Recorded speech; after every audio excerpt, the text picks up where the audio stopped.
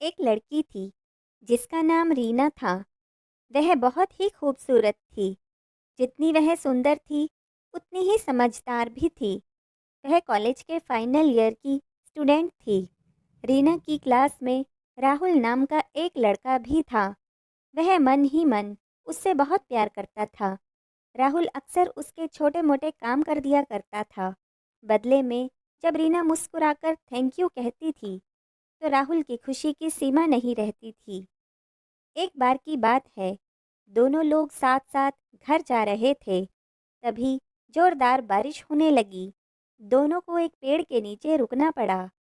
पेड़ बहुत छोटा था। बारिश की बूंदें छन छन कर उससे नीचे आ रही थी। ऐसे में बारिश से बचने के लिए दोनों एक दूसरे के बेहद करीब आ गए। रीना को अपने इतने करीब पाकर राहुल अपने जज्बातों पर काबू न रख सका। उसने रीना को प्रपोज कर दिया।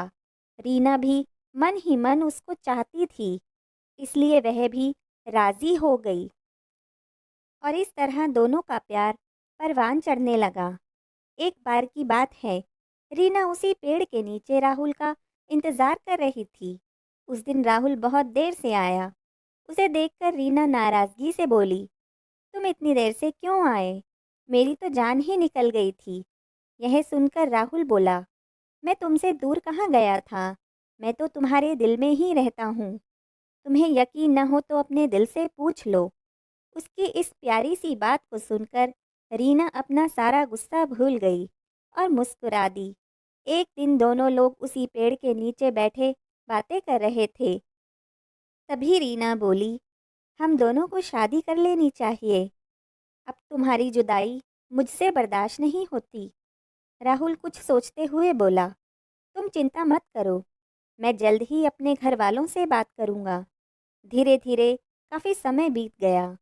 एक दिन की बात है, दोनों लोग उसी पेड़ के नीचे बैठे हुए थे। उस समय राहुल का चेहरा कुछ उतरा हुआ था। रीना के पूछने पर वह रुआंसा होकर बोला, जान, मैंने अपने घर वालों को बहुत समझाया, पर वे हमारी शादी के लिए तैयार नहीं हैं। उन्होंने मेरी शादी कहीं और पक्की कर दी है। यह सुनकर रीना का कलेजा फट पड़ा। उसका मन हुआ कि वह जोर जोर से रोए, लेकिन उसने अपने जज्बात पर काबू पा लिया और बोली, मैंने तुमसे सच्चा प्यार किया है। मैं तुम्हें कभी भुला नहीं सकती। प्लीज़ मुझे माफ़ कर देना। राहुल धीरे से बोला, वैसे अगर तुम चाहो तो अब से हम एक अच्छे दोस्त की तरह रह सकते हैं। रीना यह सुनकर जोर जोर से रोने लगी। राहुल ने उसे समझाया और फिर दोनों लोग रोते हुए अपने अपने घर चल दिए। देखते ही देखते राहुल की शादी का दिन आ गया। उसे यकीन था कि उसकी शादी में उसकी दोस्त जरूर आएगी, पर ऐसा नहीं हुआ। हाँ, रीना का भेजा हुआ एक गिफ्ट पैक उसे जरूर मिला। राहुल ने कांपते हुए हाथों से उसे खोला।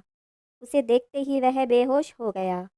गिफ्ट पैक में और कुछ नहीं, खून से लथपथ रीना का दिल रखा हुआ था और साथ ही में एक चिट्ठी भी थी जिसमें लिखा हुआ था, अरे पागल, अपना दिल तो लेते जाओ, वरना अपनी पत्नी को क्या दोगे?